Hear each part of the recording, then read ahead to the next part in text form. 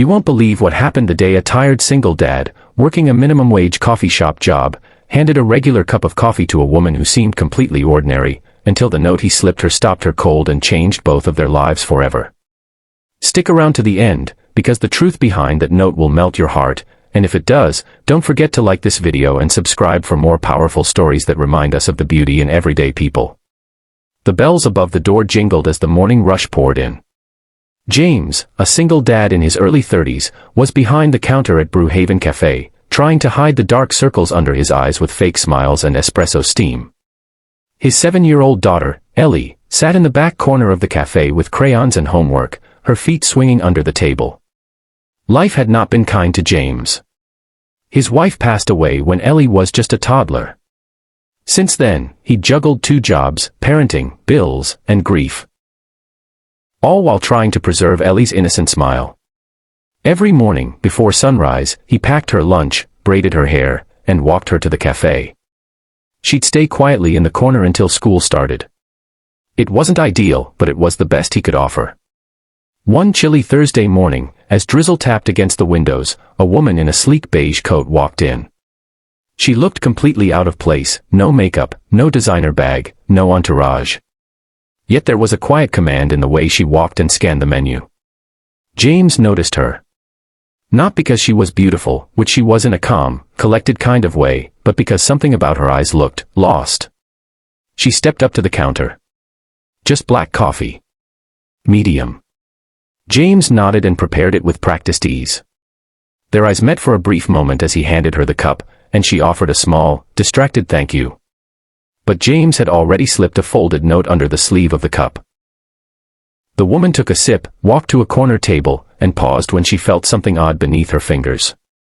She slid the note out and unfolded it, her fingers trembling slightly, more from curiosity than cold. Her eyes scanned the small, neatly written words. "You don't look okay today. I know I'm just a stranger serving coffee, but I see a lot of faces. Yours looks like mine used to. I don't know what you're going through, but I hope someone reminds you that you matter. Even if it's just a barista with shaky hands." She stopped. For a moment, the world outside ceased to exist. Her name was Aria Lawson. And what no one in that cafe knew, not James, not Ellie coloring in the corner, was that Aria was a billionaire. CEO of one of the most influential venture capital firms in the country. She was in town incognito, escaping the chaos of corporate boardrooms, power games, and betrayals. Her brother, her only family, had just been indicted for fraud. The media storm was suffocating her. She came to this little neighborhood cafe simply to disappear for an hour. But somehow, someone had seen her. Aria sat there for 20 minutes without touching the coffee again. She just stared at James, trying to make sense of how a stranger had read her pain so clearly. She watched as he laughed gently with his daughter, wiped tables, brewed drinks, and offered patient smiles to every customer, even the rude ones.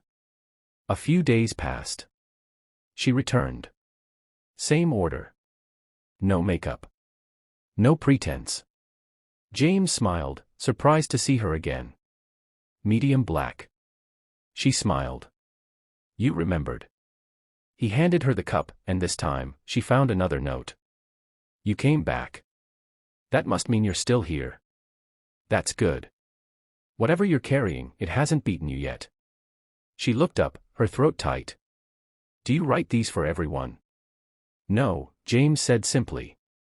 Only the ones who look like they need it. Over the next 2 weeks, Aria became a regular. Every visit, a new note. Every note, a message she needed more than she realized. She didn't tell James who she was. She didn't want him to change how he treated her. For once, she just wanted to be human. Then one morning, Aria arrived early. Before the cafe opened.